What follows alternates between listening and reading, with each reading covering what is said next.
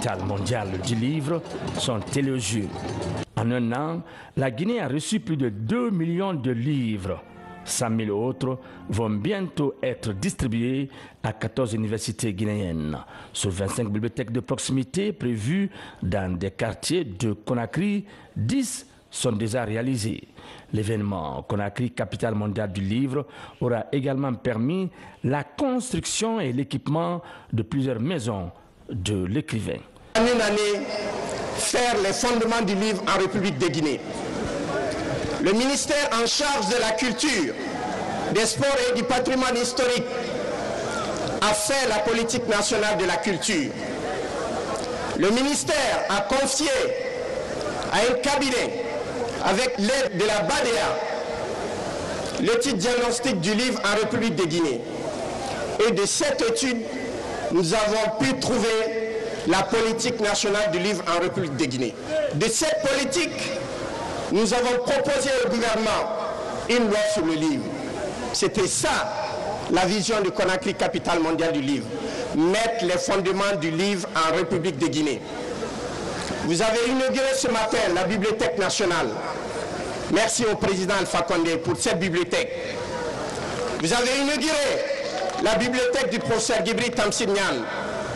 Les partenaires nous ont aidés à construire des points de lecture à Conakry. Beaucoup d'ONG, beaucoup d'associations, beaucoup de partenaires nous ont aidés à amener 2 millions de livres à Conakry. La Guinée pourra s'inscrire dans les 10 années à venir comme capitale africaine du livre. C'est ça la vision. Monsieur le Président de la République, quand vous êtes arrivé en 2010, vous avez dit Guinée is back. Guinée is back sur le plan politique, sur le plan diplomatique. Aujourd'hui, la Guinée est véritablement de retour sur le plan littéraire. Merci au professeur Alpha Condé. Notre souhait est que la francophonie et l'UNESCO nous aident à faire de Conakry la capitale africaine du livre. En cet instant solennel, où la Guinée a passé le témoin à la capitale grecque, Athènes, le représentant de l'UNESCO à cette cérémonie qualifie de grande réussite Conakry, capitale mondiale du livre. Conakry a été donc la 17e ville au niveau mondial à être sélectionnée. Elle est par conséquent la 3e ville du continent africain après Alexandrie et l'Égypte. Alexandrie en Égypte, pardon, et Port-Harcourt au Nigeria, est la première capitale africaine francophone à être capitale mondiale du livre. Pour votre information, la sélection par l'UNESCO d'une ville pour être capitale mondiale du livre se fait en étroite collaboration avec les organisations internationales représentant 3 secteurs de l'industrie du livre, à savoir les maisons d'édition, les librairies et les bibliothèques. Aussi, la ville sélectionnée doit-elle maintenir le dynamisme de la célébration jusqu'au 23 avril de l'année suivante? Monsieur le Président, pour des raisons tangibles, trop nombreuses pour être toutes égrenées ici, je voudrais, au nom de Mme Audrey Azoulay, directrice générale de l'UNESCO, dire que Conakry a honoré avec brio son titre de capitale mondiale du livre et que la Guinée peut être fière des résultats obtenus comme nous le sommes à l'UNESCO. Je prie l'assistance de bien vouloir ovationner le commissaire général, mais aussi et surtout toute son équipe qui est essentiellement composée de jeunes qui, dans l'ombre, ont abattu un travail remarquable. En effet, aussitôt que la flamme a été allumée le 23 avril dernier à Conakry, la Guinée a proposé un plan d'activités multiples et variés sous le prisme de l'innovation et de la créativité, dont je voudrais ici en retenir 3. Il s'agit de la création des points de lecture dans les quartiers, la distribution de milliers, voire des millions de livres, la création pour l'Association des écrivains de Guinée d'un espace de rencontre et de débat entre écrivains et lecteurs. Le représentant du secrétaire général de l'Organisation internationale de la francophonie se félicite du fait que cet événement ait été une véritable promotion de l'industrie du livre en Guinée. C'est une victoire pour toutes celles et tous ceux qui ont la langue française en partage. Et dès le départ, nous avions eu le plaisir d'accompagner la Guinée dans la préparation du dossier des candidatures et de mener ensemble les démarches. À l'heure de la clôture de cette grande année, j'ai l'honneur d'être porteur des messages de son Excellence Michaël Jean, secrétaire général de la francophonie. Nous tenons avant tout à rendre un vibrant hommage au chef de l'État, le professeur Alpha Condé, inspirateur de cette action, à féliciter très chaleureusement les autorités de la République de Guinée pour avoir abrité depuis déjà avril 2017 la capitale mondiale du livre. Les félicitations vont évidemment à la ville de Conakry, aux professionnels du livre et à la société civile qui ont célébré en masse et en liesse cet événement de si grande envergure. Cette passion commune que nous avions pour le livre, vous avez su la sublimer de la meilleure des façons qui soit, grâce à un programme si riche et si dense, préparé minutieusement, un programme qui a su refléter le génie de la culture littéraire du pays, mais aussi de l'espace francophone et même de l'espace mondial. Le gouvernement, de son côté, qualifie de véritable tremplin pour la culture et l'éducation guinéenne l'événement Conakry, capitale mondiale du livre. Nous voici réunis pour la cérémonie de clôture de l'événement Conakry, capitale mondiale du livre 2017, après une année fournie en activités, toute consacrée à la promotion du livre et de la lecture en Guinée, en particulier dans la ville de Conakry, notre capitale. Il va falloir transmettre le flambeau à la ville d'Athènes en Grèce, prochain récipiendaire de cet important titre de l'UNESCO. Il y a donc un an, jour pour jour, que le ministère des Sports, de la Culture, du patrimoine historique est impliqué aux côtés des autorités de la ville de Conakry et du commissariat général, organe exécutif Conakry, capitale mondiale du livre, pour faire de ce titre un véritable tremplin pour le renforcement de l'expression littéraire en Guinée, un objectif qui correspond parfaitement à l'une des missions essentielles assignées à mon département et à la culture en charge. Devant ce parterre d'éminentes personnalités, il serait superflu d'épiloguer sur l'importance des questions liées à la production littéraire dans un pays, quel qu'il soit, à la diffusion de celle-ci ainsi qu'à la culture de la lecture. Nous savons tous que le livre, quel que soit son format, demeure aujourd'hui un facteur essentiel de l'éducation, de la transmission de la croissance, donc d'épanouissement personnel. Le président de la République, professeur Alpha Condé, a émis le souhait que la promotion du livre en Guinée soit élargie à l'édition des ouvrages dans les langues nationales.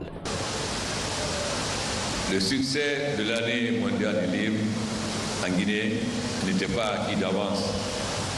En effet, nous avons beaucoup d'inquiétudes. Est-ce que la Guinée va être à la hauteur?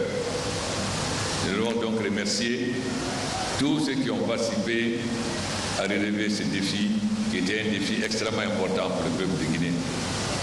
Comme l'a dit tout à l'heure notre ami, c'est une aventure qui commence, c'est une aventure qui va continuer.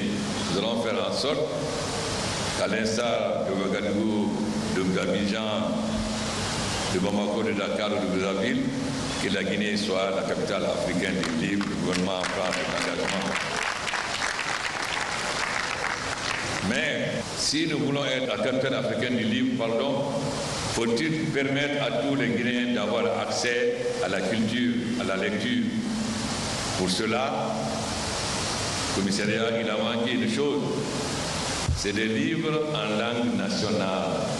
Parce que la majorité de nos peuples n'a pas accès à la langue française.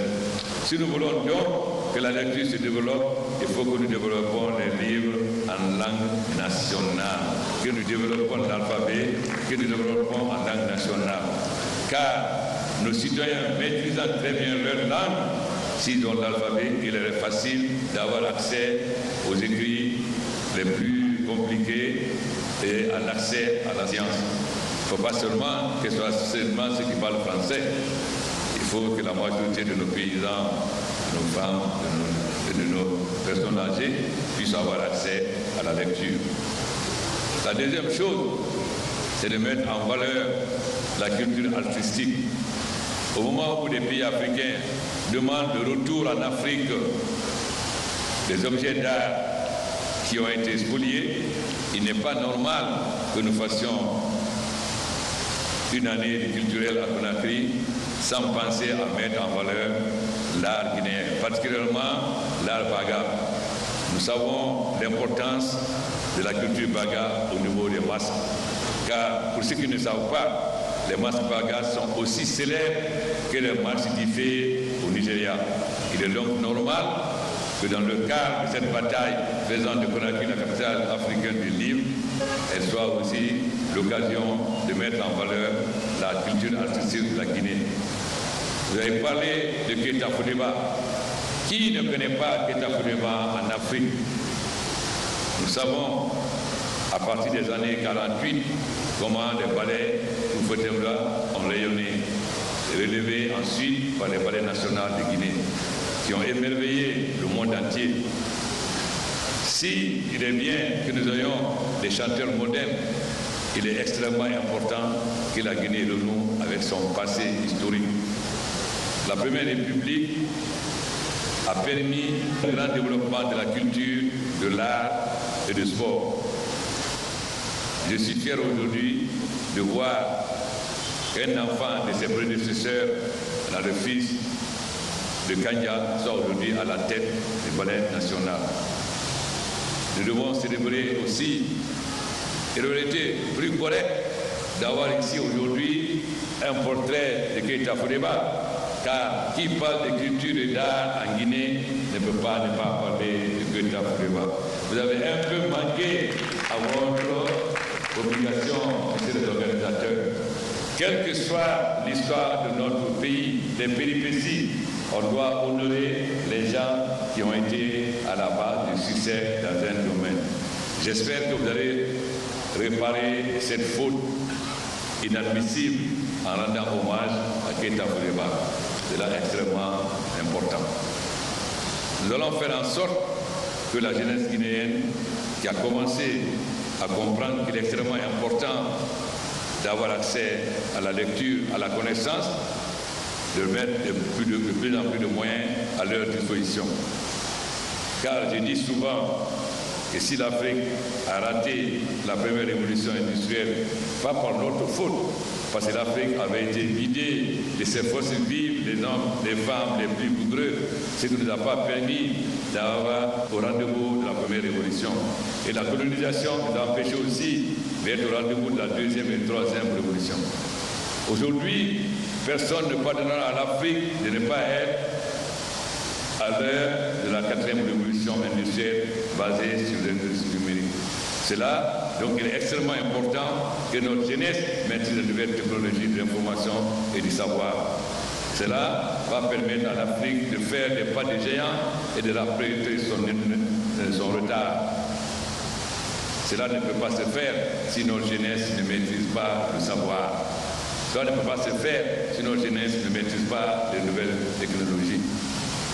C'est pourquoi le gouvernement fera tout ce qui est dans son possible pour que ce qui est fait en l'année 2017 ne soit que le début d'une aventure qui continuera pendant des siècles.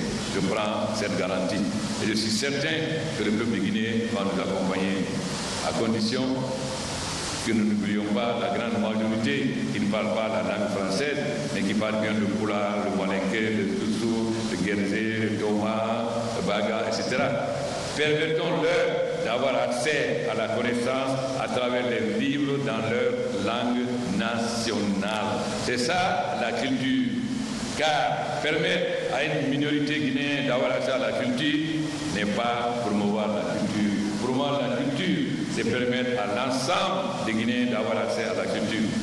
Bien sûr, nous savons que 7 Guinéens sur 10 ont moins de 30 ans. Mais est-ce que tous ces jeunes qui ont moins de 30 ans ont accès à la culture en français? Quand nous voyons le niveau de nos enseignants, je n'en suis pas sûr. quand nous voyons le niveau de nos enseignants secondaires. Je vais vous demander quelque chose, monsieur le Premier ministre, c'est pas ma responsabilité. En 2012, nous avons fait un test dicté de CE2 sur 750 enseignants. Nous avons mis 20 fautes. Je dis bien CE2, c'est-à-dire pas CM1, CM2, pas les certificats. Sur 750 enseignants de l'éducation nationale, 75% n'ont pas trouvé les 20 fautes. Et sur les 75%, 25% ont ajouté des fautes. Alors, comment voulez-vous enseigner les gens d'avoir accès au certificat d'études quand vous n'êtes même pas capable de corriger les dictées des CE2? Il est temps que le peuple de Guinée connaisse la réalité de son enseignement. Quand je dis que l'enseignement guinéen est malade, c'est là une réalité. Alors, le peuple guinéen va savoir qui est qui. Les gens qui pratiquent du gris, alors qu'ils ne savent même pas parler français eux-mêmes. Comment voulez-vous enseigner aux enfants? Comment voulez-vous enseigner aux enfants quand ils ne sont pas capables de faire dicter du CE2? Comment peut-il enseigner un enfant à avoir des cas d'études?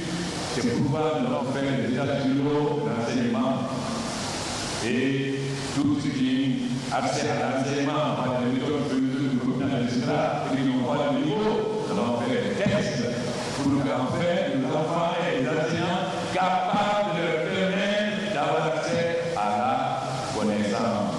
C'est la même chose pour l'enseignement du République, car nous avons beaucoup de gens, c'est des enseignants qui ne sont pas en classe, qui sont assis et qui touchent les sons des enseignants. Il faut que le peuple guinéen sache que son enseignement est malade, est malade, est malade. Pour cela, il faut qu'on connaisse la vérité. Monsieur le ministre, pour faire la promotion de l'enseignement et le courage du peuple guinéen que son école est malade, que son école est malade. Alors, si l'année mondiale du livre à Conakry est une occasion d'amener la jeunesse guinéenne à s'intéresser à la lecture et au savoir, il faut alors lui donner des enseignants capables. Heureusement, les nouvelles technologies de l'information avec l'école vont nous permettre de passer cette étape momentanément, car avec les nouvelles technologies et l'école, nos jeunes pourront suivre des cours qui sont donnés à Paris, à Ankara, à Pékin, à Washington, etc. Donc, cela permettra momentanément de dépasser la carence des enseignants incapables qui n'ont pas le niveau, sauf faire un bagage, ça permettra d'avoir le savoir. Vive l'école, qui va permettre à nos jeunes d'avoir accès à la connaissance. La première fois que j'ai dit à Delouré qu'un enfant guinéen fait sous les cours en même temps qu'un enfant à Paris, on dit, oh, président, c'est faux. Il dit, bon, lorsque Barcelone, nous pouvons leur demander à Barcelone, est-ce que vous marchez en même temps que les gens qui sont à Barcelone? Alors, vous voyez, le peuple peut comprendre rapidement, à condition qu'on lui parle le langage du peuple. Mais c'est la vie de la francophonie. Si on lui parle le langage, comme dit Manon, si on lui parle le langage des endroits, on dit alors que le peuple ne comprend pas. Mais si on lui parle son langage, il comprendra très bien. Ne sous-estimons pas le peuple. Les électeurs sous-estiment le peuple en pensant que le peuple ne peut pas comprendre parce qu'ils utilisent des mots ésotériques pour masquer les incompétences en faisant en sorte que.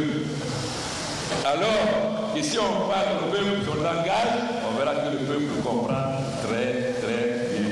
Soyons modestes, mettons-nous à la hauteur du peuple et cessons d'employer des thèmes ésotériques pour faire croire qu'on est des grands savants alors qu'on a des carences extrêmement importantes. Mettons-nous à l'école du peuple, parlons son langage.